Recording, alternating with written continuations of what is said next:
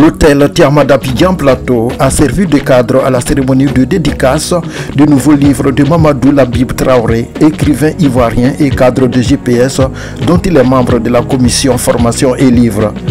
L'œuvre qui a pour titre Biazo Pays, la République des alternances politiques anticonstitutionnelles dépeint l'Afrique contemporaine en proie à la malgouvernance démocratique. En effet, le livre, à mon humble avis, au-delà de son aspect singulier et divertissant, est un puissant outil didactique et de communication, un incontournable vecteur de transmission de savoir.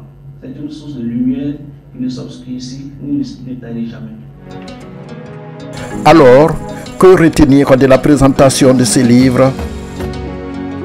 J'ai l'honneur de connaître ma modeste biographie qui est constituée de 3 livres, 3 recueils de nouvelles que l'Éternel Dieu m'a permis de publier en l'espace d'une année. Ce sont L'ivresse de l'argent, paru aux éditions Kamit. Tous les livres sont parus aux éditions Kamit en août 2022. Voyage à l'Afrique des profondeurs, Paris en février 2023. Biazo Pays, la République des alternances politiques anticonstitutionnelles, qui fait l'objet de la présente dédicace, paru en principe c'était en août, mais c'est sorti en octobre 2023 aux éditions Kamit. Le recueil de 4 nouvelles vous a été éminemment présenté par le critique littéraire qui est un sachant, doté d'un œil plus perçant que l'écrivain lui-même que nous sommes. Merci, M. Eti Maker, pour cette éblouissante critique diagnostique. Pour ma part, le docteur Hélène Lobé, présidente de l'Association des écrivains de Côte d'Ivoire, a adressé à l'auteur les félicitations de ses confrères immortels. Tenez en vos mains le nouveau-né livresque de Traoré Labib. Il s'appelle Biazo Pays. Cette œuvre deviendra ce que vous voulez qu'elle soit par vos lectures, vos critiques édifiantes et enrichissantes, par les cadeaux que vous ferez de ce livre autour de vous. Je vous confie donc son avenir. Monsieur Eti Maker, écrivain et critique littéraire, a présenté l'œuvre de l'auteur en faisant savoir sa qualité intrinsèque. La position de l'auteur de ce livre est claire.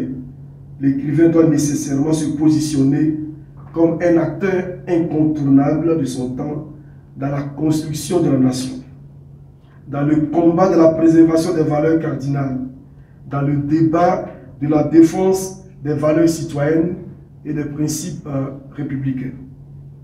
Ce livre vient pour mettre en lumière la vocation principale de l'écrivain africain, celle de prendre fait et cause pour ceux qui souffrent, de fustiger les dérives d'où qu'elles viennent par le biais de la fiction.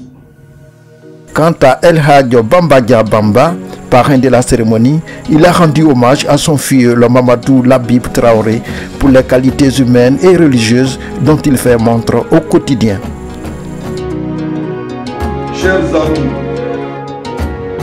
je veux au nom de notre communauté, de notre institution religieuse, lui dire merci pour son don de soi.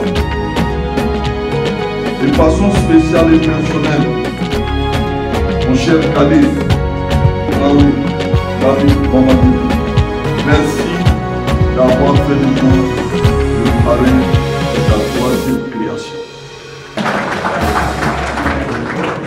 L'occasion pour l'auteur d'inviter ses convives et les populations ivoiriennes à réserver un accueil chaleureux à cette œuvre d'espérance pour le peuple africain. quand on est né, on est déjà assez vieux pour mourir. N'allez jamais où le chemin est déjà tracé. Allez là où il n'y a pas de chemin et laissez des traces.